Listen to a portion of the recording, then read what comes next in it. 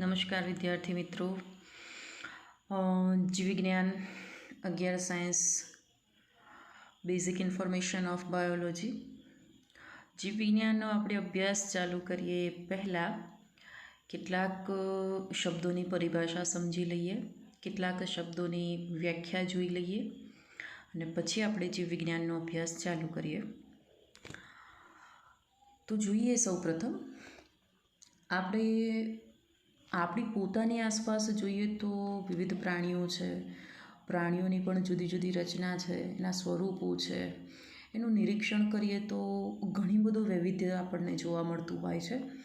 એવી જ રીતે વનસ્પતિની અંદર પણ ઘણું બધું વૈવિધ્ય આપણને જોવા મળે છે કે એક વનસ્પતિ બીજી વનસ્પતિથી ઘણી રીતે અલગ પડતી હોય છે.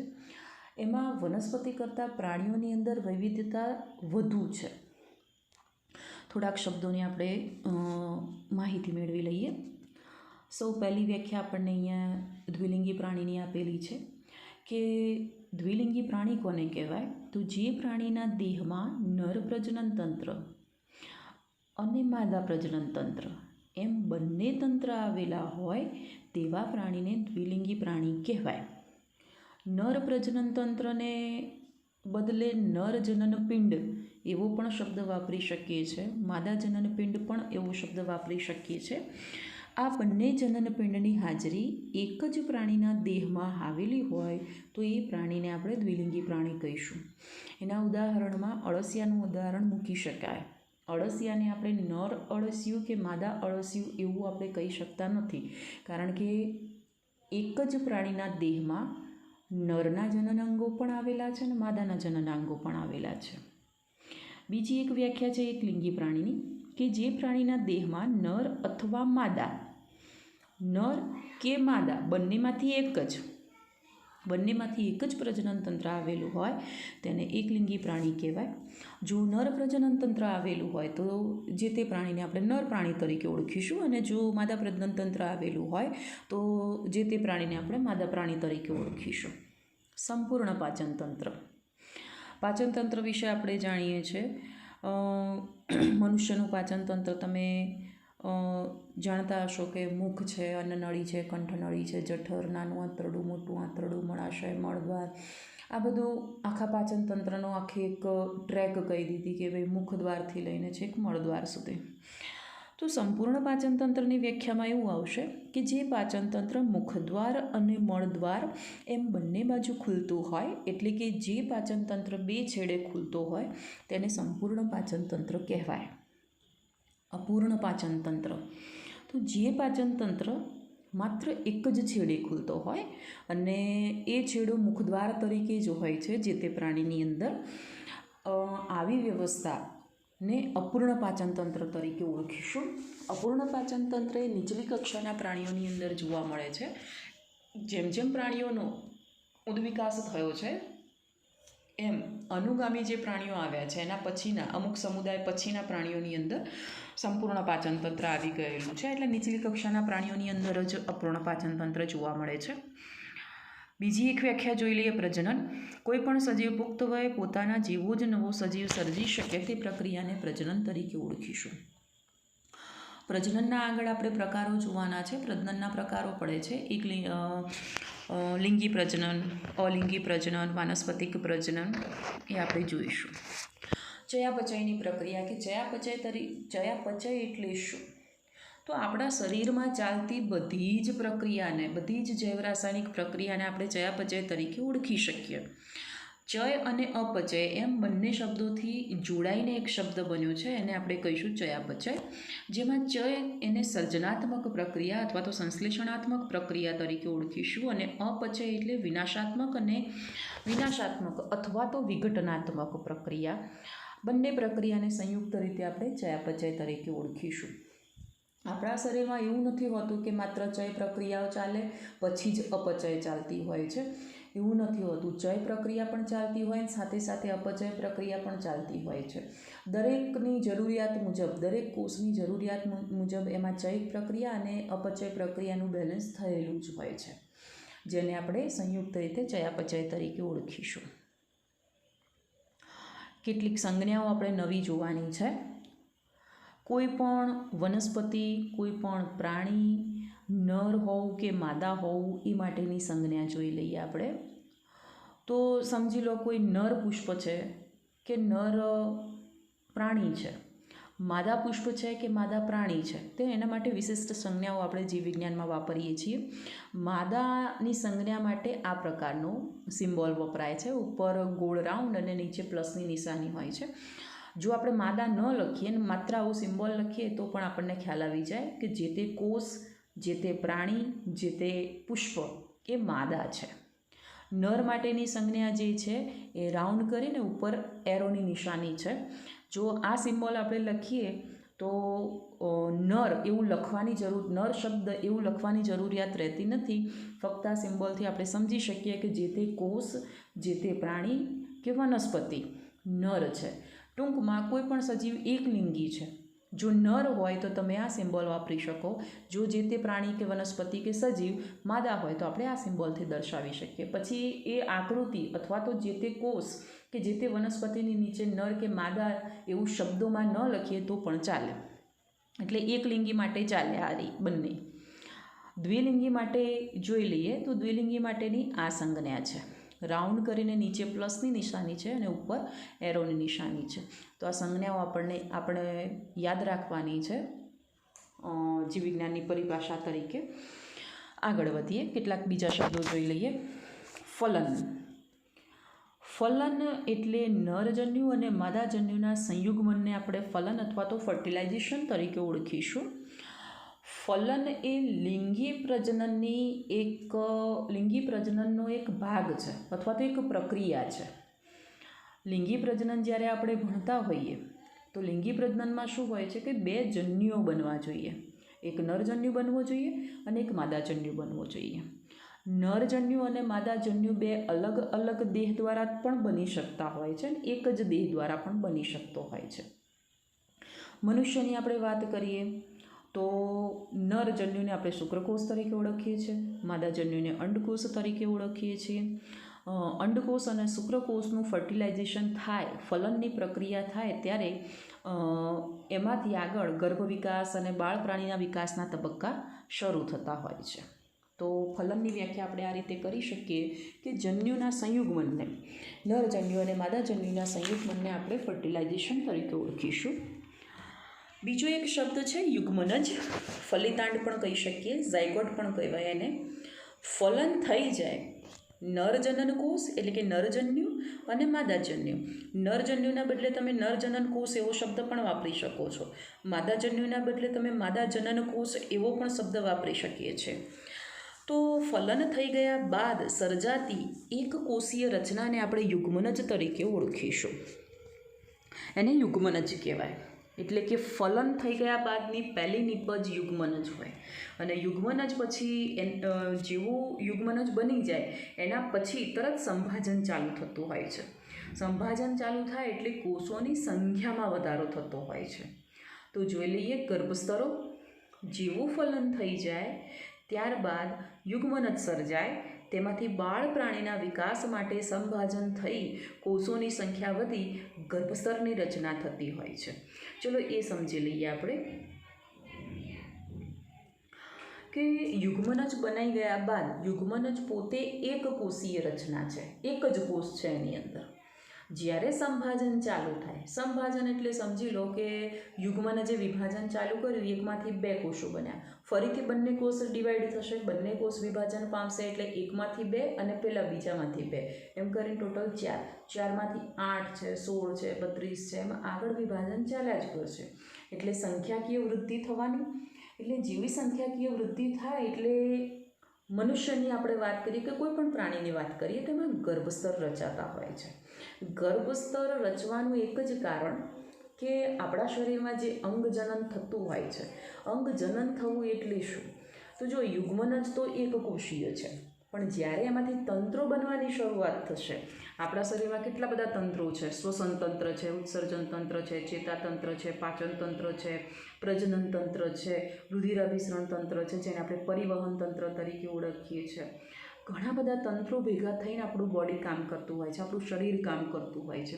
તો એ દરેક તંત્રની ઉત્પત્તિ જે થાય છે એનું સર્જન જે થાય છે એની કાર્યની વહેંચણી કરવા માટે યુગ્મનજમાં વધુ કોષો સર્જાય છે. યુગ્મનજ વિખંડન પામીને ઘણા બધા કોષો બનાવે છે અને એ કોષો પછી ગર્ભસ્તરની રચના કરે.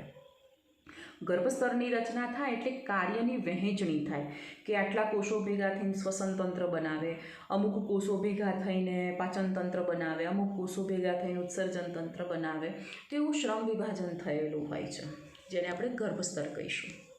ગર્ભસ્તરોના પ્રકારને બે ભાગમાં વહેંચી લેવામાં આવ્યા છે. એટલે કે પ્રાણીઓ જે છે એને દ્વિગર્ભસ્તરી પણ કહેવાય છે અને ત્રિગર્ભસ્તરી પણ કહેવાય છે. તો કયા પ્રાણીઓને દ્વિગર્ભસ્તરી કહીશું અને દ્વિગર્ભસ્તરી હોવું એટલે શું, અને ત્રિગર્ભસ્તરી પ્રાણીઓ કયા કયા છે અને ત્રિગર્ભસ્તરી હોવું એટલે શું? એવા પ્રાણીઓ કે જેમાં કોષો બે ગર્ભીય સ્તરોમાં વહેંચાતા હોય. બે ગર્ભસ્તરો જોવા મળે એમાં બહારનું બાહ્ય ગર્ભસ્તર જેને એક્ટોડર્મ કહેવાય છે અને અંદરનું અંતઃગર્ભસ્તર જેને એન્ડોડર્મ કહેવાય છે. જો આવું જોવા મળતું હોય, બે ગર્ભીય સ્પષ્ટ સ્તરો જોવા મળતા હોય, બાહ્ય ગર્ભસ્તર અને અંતઃગર્ભસ્તર, તો તેવા પ્રાણીઓને દ્વિગર્ભસ્તરી પ્રાણીઓ કહેવાય છે. આકૃતિમાં તમે જોઈ શકો છો, અહીંયા આપણને આકૃતિ બતાવેલી છે.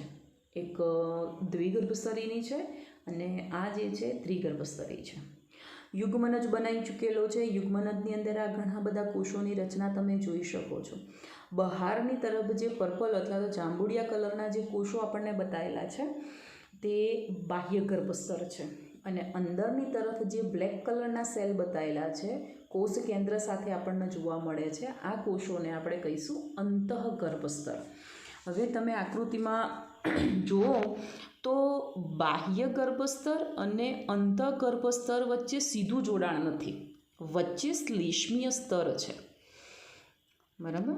તો જો આવી રચના જોવા મળતી હોય, અહીંયા સ્તરની અંદર કોઈ કોષો નથી, માત્ર શ્લેષ્મ એટલે એક પ્રકારનું જેલી જેવું પ્રવાહી ત્યાં ભરેલું હોય છે. એટલે આ યુગ્મનજ થયો. આખો યુગ્મનજની અંદર આ વિખંડન થઈને ઘણા બધા કોષો બની ગયા. કોષો બન્યા એટલે તરત વહેંચણી થઈ ગઈ. બહારની બાજુ આવેલું છે એને સ્પષ્ટ રીતે બાહ્ય ગર્ભસ્તર કહીશું, સૌથી અંદરની તરફ આવેલું છે એને અંતઃગર્ભસ્તર કહીશું, પણ મધ્યમાં શ્લેષ્મ ભરેલું છે, કોઈ કોષો નથી એટલે આપણે એને મધ્ય શ્લેષ્મ તરીકે ઓળખીશું. જો આવા પ્રકારનું આપણને કોષોની રચના જોવા મળતી હોય અને આવા ગર્ભસ્તરથી જે પ્રાણીઓ ઉત્પન્ન થતા હોય તેવા પ્રાણીઓને દ્વિગર્ભસ્તરી પ્રાણી કહેવાય છે. ચલો આ આકૃતિમાં આપણે ધ્યાન આપીએ. આની અંદર તમે જોઈ શકો છો કે આ જે બાહ્ય ગર્ભસ્તર છે એની અંદર પણ કોષો, અંદર પેલું અંતઃગર્ભસ્તર છે એ પણ આવેલું છે. વચ્ચે રેડ કલરની જે આપણને કોષો બતાવેલા છે, રેડ કલરના કોષો તમે જોઈ શકો છો કે જેની અંદર કોષો અને કોષ કેન્દ્રો સ્પષ્ટ રીતે બતાવેલા છે, એને આપણે કહીશું મધ્ય ગર્ભસ્તર. તો આ આકૃતિની અંદર બહારથી અંદર તરફ જઈએ એમ બાહ્ય ગર્ભસ્તર, મધ્ય ગર્ભસ્તર અને અંતઃગર્ભસ્તર, આવા 3 સ્તરો સ્પષ્ટ રીતે દેખાય છે. જો આવી રચના ધરાવતું હોય તો હવે આપણે ત્રિગર્ભસ્તરી કહીશું અને આવા ગર્ભસ્તરમાંથી જે પ્રાણી ઉદ્ભવતું હોય, જે પણ પ્રાણીઓની ઉદ્ભવ આ રીતે થયેલો હોય એને આપણે ત્રિગર્ભસ્તરી પ્રાણી તરીકે ઓળખીશું. તો એટલી આકૃતિ જો પણ આપણને પૂછાય તો પણ આપણને ખ્યાલ આવી જાય કે ભાઈ દ્વિગર્ભસ્તરી કોને કહેવાય અને ત્રિગર્ભસ્તરી કોને કહેવાય. દ્વિગર્ભસ્તરી હશે એમાં રેડ કલરનો જે ઝોન છે અથવા તો રેડ કલરની જે આપણને બતાવેલી છે જગ્યા, ત્યાં કોષો નથી, કોષ કેન્દ્ર કે કોષો ત્યાં જોવા નથી મળતા, માત્ર શ્લેષ્મ છે. જ્યારે બીજા નંબરની જે આકૃતિ છે એ રેડ કલરવાળી જગ્યાએ તમે જોઈ શકો છો કોષો અને કોષ કેન્દ્ર બંને હાજર છે. એટલે આ આકૃતિ થઈ ત્રિગર્ભસ્તરીની, આ આકૃતિ થઈ દ્વિગર્ભસ્તરીની. દ્વિગર્ભસ્તરીની અંદર કોષ્ઠાંતરી સમુદાય આવશે, કંકતધર આવશે. કોષ્ઠાંતરીની અંદર તમે એક ઉદાહરણ જાણતા હશો હાઇડ્રાનું, જેને જળવ્યાળ કહેવાય છે. ત્રિગર્ભસ્તરી જે છે એ મોટાભાગે બધા પૃથુકૃમિ સમુદાયથી ચાલુ થઈ પૃથુકૃમિથી ચાલુ થઈ અને છેક મેરુદંડી સુધીના છે. હવે જોઈ લઈએ પરિવહન તંત્ર. પહેલું તો સમજી લો કે પરિવહન તંત્ર કોને કહેવાય. આપણા શરીરની અંદર રુધિરનું પરિવહન થાય છે, આપણે જાણીએ છીએ. તો પરિવહન તંત્રની અંદર આપણા શરીરમાં કેટલા અંગો છે? તો સૌથી પહેલું આપણે હૃદયને મૂકી શકીએ કે જે પંપ કરવાનું કામ કરે છે. કોને પંપ કરે છે? આપણા રુધિરને, આપણા લોહીને પંપ કરે છે. તો એ રુધિરને પંપ કરે છે તો રુધિર જાય છે ક્યાં? તો આપણા આખા શરીરની અંદર રુધિર જે છે વહન પામતું હોય છે. અને વહન પામવા માટે જે નલિકામય આખો રસ્તો છે કે જેને આપણે શિરા અને ધમની તરીકે ઓળખીએ છીએ.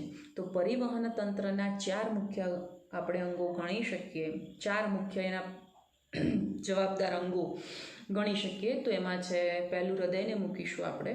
હૃદય, શિરા, ધમની અને રુધિર પોતે, આ 4 પરિબળો છે કે જેનાથી આપણું પરિવહન તંત્ર કામ કરતું હોય છે.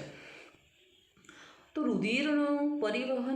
રુધિરને ફરવાની જરૂરિયાત કેમ છે? તો એ સમજી લઈએ. તો જો આપણે શ્વાસ દ્વારા જે ઓક્સિજન લઈએ છીએ એ ઓક્સિજન ફેફસામાં જઈ અને પછી રુધિરમાં ભળતો હોય છે. રુધિર જે છે હૃદય દ્વારા પંપ થઈ શરીરના દરેક કોષ સુધી ઓક્સિજનને પહોંચાડે છે. સામે રિવર્સમાં CO2 ને લેતો આવે છે, જેનું ફેફસા દ્વારા અને ક્રમશઃ આપણા નાસિકા દ્વારા એનો બહાર નિકાલ થતો હોય છે. તો આ શ્વાસ અને ઉચ્છ્વાસની પ્રક્રિયા દરમિયાન O2 ને લેવા માટે, એટલે કે ઓક્સિજનને લેવા માટે, અને CO2 ને બહાર કાઢવા માટે એક વિશિષ્ટ પરિવહન તંત્રની જે રચના થઈ છે એને આપણે રુધિરાભિસરણ તંત્ર અથવા તો પરિવહન તંત્ર કહીશું. તો આ પરિવહન તંત્રની ઉત્પત્તિ વિશે થોડોક ખ્યાલ જોવાનો છે આપણે. અહીંયા તમે જોઈ શકો છો, આ જે પ્રાણી બતાવ્યું છે ને તીડ છે. તીડ સમજો, સંધિપાત સમુદાયનું કોઈ પણ વંદો પણ તમે સમજી શકો છો. અહીંયા જે બતાવ્યું છે ને અળસિયું છે. નીચે તમે જોઈ શકો છો બંધ પરિવહન તંત્ર, આ બાજુ જે છે ખુલ્લું પરિવહન તંત્ર. તો બંધ પરિવહન તંત્ર કોને કહેવું અને ખુલ્લું પરિવહન તંત્ર કોને કહેવું? તો આકૃતિ પ્રમાણે આપણે સમજી લઈએ. અહીંયા તમે જુઓ છો એક આમ વીંટી આકારની આપણને બંને સાઈડે આકૃતિ બતાવેલી છે. તો એ સમજી લઈએ આપણે. સૌ પહેલાં બંધ પરિવહન તંત્ર સમજી લો. આ હૃદય છે. હવે હૃદયની અંદરથી રુધિર શરીરના અંગો તરફ જો કામ પહોંચાડતી હોય, રુધિરને લઈ જવાનું કામ થતું હોય હૃદયમાંથી શરીરના અંગો તરફ, તો એ જે નલિકા છે એ નલિકા અથવા તો વાહિનીને, રક્તવાહિનીને આપણે ધમની તરીકે ઓળખીશું. એ જ રીતે હૃદયમાં રુધિર પાછું લાવતી હોય એવી નલિકાઓને આપણે શિરા તરીકે ઓળખીએ છીએ. આપણે જાણીએ છીએ કે ભાઈ ધમની અને શિરા, કોને ધમની કહેવાય? તો ધમની હૃદયમાંથી શરીરના અંગો તરફ રુધિરને લઈ જાય તો એને આપણે ધમની કહીશું. તો શિરા કોને કહીશું? તો કે શિરા જે છે શરીરના વિવિધ ભાગોમાંથી રુધિરને હૃદય તરફ લાવે છે. તો આ આકૃતિમાં તમે એરો જોઈ શકો છો કે હૃદયમાંથી આ તરફ જઈ રહ્યું છે. આ અંગો સમજવાના, આખું શરીરના. તો અંગો તરફ રુધિર જઈ રહ્યું છે. સામે તમે જોઈ શકો છો કે એ રુધિર એકત્ર થઈને ફરી પાછું હૃદયની અંદર જઈ રહ્યું છે. જો આવા પ્રકારનું તંત્ર જોવા મળતું હોય તો આને બંધ કહેવાય. બંધ કેમ કહ્યું? તો તમે જુઓ અહીંયા ક્યાંય રુધિર ક્યાંય ઠલવાતું નથી, હૃદયમાંથી અંગો તરફ અને અંગોમાંથી હૃદય તરફ. આ રીતે આખો બંધ માર્ગ છે. ક્યાંય રુધિર ખુલતું નથી, ક્યાંય રુધિર ભેગું થઈને જમા થતું નથી. એટલે આપણને આને બંધ પરિવહન તંત્ર કહીશું. ચલો આ આકૃતિમાં આપણે ધ્યાન આપો. તો આ આકૃતિની અંદર તમે જોઈ શકો છો કે હૃદયની અંદર બંને સાઈડે એરો બતાવેલા છે. એરો ઉપર પણ ધ્યાન આપજો કે આ બંને જે વાહિનીઓ છે જેને આપણે ધમની તરીકે ઓળખીએ છીએ, આ તરફ પણ રુધિર જાય છે, આ તરફ પણ રુધિર ત્યાં જ જાય છે. રિવર્સમાં આપણે જોઈ નથી શકતા કે રુધિર પાછું હૃદયમાં આવે છે, એવું અહીંયા ક્યાંય આપણને એરો નથી દર્શાવેલો.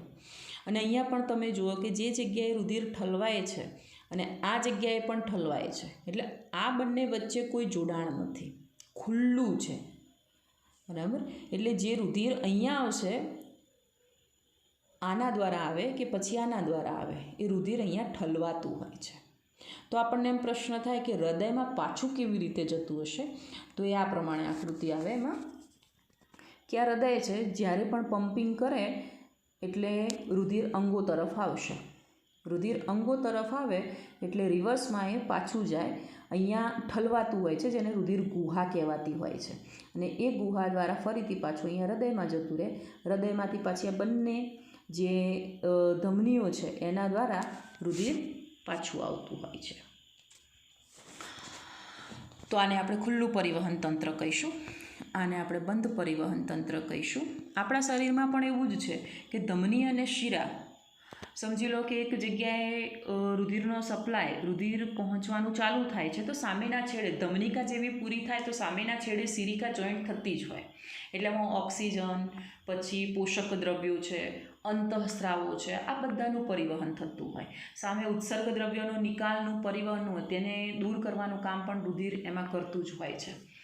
તો આપણા શરીરમાં પણ તમે જુઓ કે હૃદયમાંથી રુધિર ગયું શરીરના કોષો તરફ, શરીરના કોષોમાંથી ફરી પાછું આવ્યું હૃદય તરફ.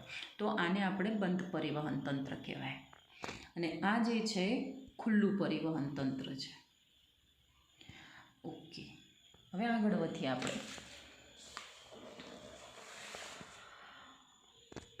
ખુલ્લા પરિવહન તંત્રની જો વ્યાખ્યા કરવી હોય તો આ રીતે મૂકી શકાય કે એવું પરિવહન તંત્ર, એવી સિસ્ટમ કે જેમાં રુધિર હૃદયની બહાર ધકેલવામાં આવે છે અને કોષો અને પેશીઓ તેમાં તરબોળ હોય છે, તરબતર હોય છે. એટલે રુધિરની અંદર જ કોષો અને પેશીઓ ગોઠવાયેલી હોય છે. બંધ પરિવહન તંત્ર તો જ્યાં રુધિર એ વિવિધ વ્યાસની વાહિનીઓના પરિપથ દ્વારા જ પરિવહિત થાય છે. ધમનીઓ, શિરાઓ અને વાહિકાઓ, નાની નાની કેપિલરીઝ જેને કહીએ, અથવા તો એકદમ સૂક્ષ્મ રુધિર વાહિની તરીકે આપણે ઓળખી શકીએ છીએ.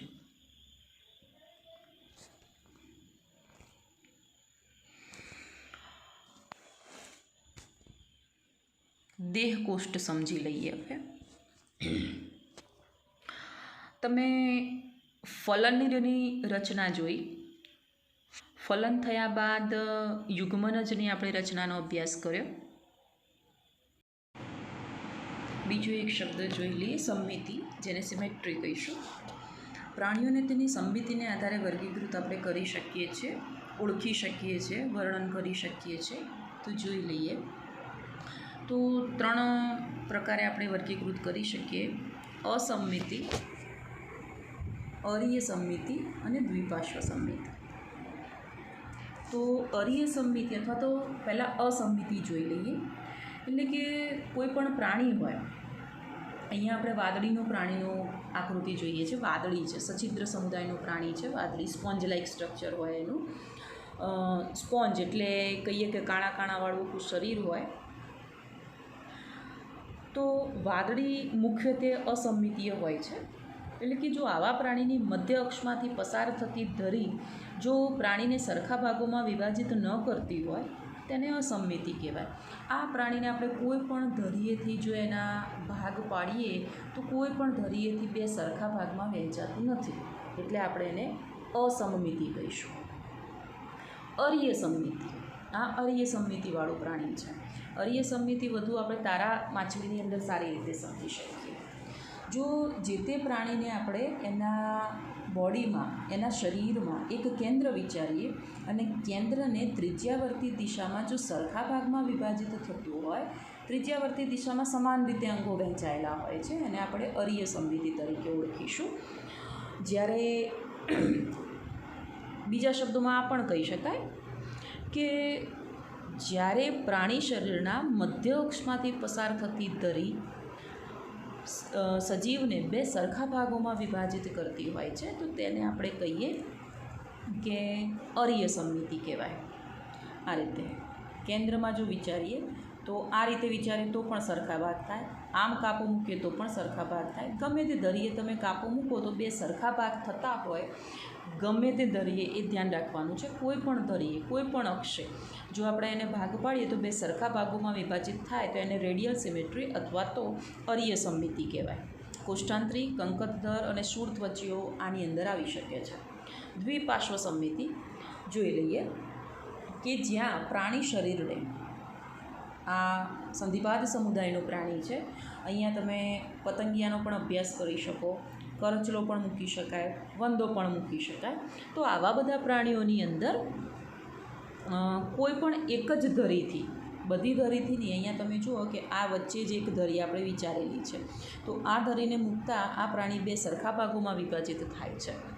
એટલે જો જ્યાં પ્રાણી શરીરને મધ્ય અક્ષ પર કોઈ એક જ ધરીથી કે કોઈ એક અક્ષથી બે સરખા ડાબા અને જમણા ભાગમાં વિભાજિત કરી શકાય તો તેવી સમમિતિને આપણે દ્વિપાર્શ્વ સમમિતિ કહીશું, બાયલેટરલ સિમેટ્રી તરીકે ઓળખીશું. આને દ્વિપાર્શ્વ સમમિતિ કહીશું, આને અરીય સમમિતિ કહીશું, આને અસમમિતિ કહીશું. ફરીથી જોઈ લઈએ. એવા પ્રાણીઓ કે જેને કોઈ પણ અક્ષથી કોઈ પણ ધરીથી બે સરખા ભાગોમાં વહેંચી શકાતા નથી, એવા પ્રાણીઓને અસમમિતીય કહેવાય. એની શરીરની રચના અસમમિતિ તરીકે ઓળખાય. એવા પ્રાણીઓ કે જેના મુખ્ય અક્ષથી મુખ્ય ધરીએથી ગમે તે તલે આપણે કાપ મૂકીએ તો એને બે સરખા ભાગોમાં વિભાજિત કરી શકાય તો તેને અરીય સમમિતિ તરીકે ઓળખીશું. દ્વિપાર્શ્વ સમમિતિ તો એવા પ્રાણીઓને ગમે તે મુખ્ય અક્ષે ગમે કોઈ એક જ ધરીથી મધ્ય અક્ષ પર કોઈ એક જ ધરીથી અથવા તો કોઈ પણ એક અક્ષથી બે સરખા ડાબા અને જમણા ભાગમાં વહેંચી શકાતું હોય તો આપણે એને દ્વિપાર્શ્વ સમમિતિ કહીશું. દ્વિપાર્શ્વ સમમિતિ મોટાભાગે આપણને સંધિપાદ સમુદાયના પ્રાણીઓની અંદર અને નુપુરક સમુદાયના પ્રાણીઓની અંદર જોઈ શકાય. અરીય સમમિતિ જે છે કોષ્ટાંતિક, કંકતર અને શૂળત્વચી સમુદાય પ્રાણીઓની અંદર જોઈ શકાય અને અસમમિતિ જે છે વાદળી જેવા પ્રાણીઓની અંદર જોઈ શકાય છે. અહીં જોઈ શકો છો આકૃતિમાં આપણને બતાવેલું છે આ દ્વિપાર્શ્વ સમમિતિ છે.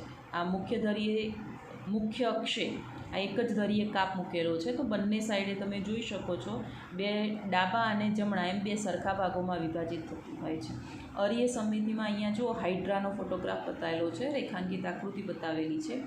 આમ કાપ મૂકો કે પછી આડો કાપ મૂકો, કોઈ પણ એક ધરી વિચારી લેવાની અને એ ધરીએથી કોઈ પણ અક્ષે કાપ મૂકતા બે સરખા ભાગમાં વહેંચાતું હોય તો જ આપણે એને અરીય સમમિતિ કહીશું. આમ તો ત્રિજ્યાવર્તી દિશામાં શું એના અંગોની ગોઠવણી સરખી જ હોય, એને આપણે અરીય સમમિતિ કહી શકાય.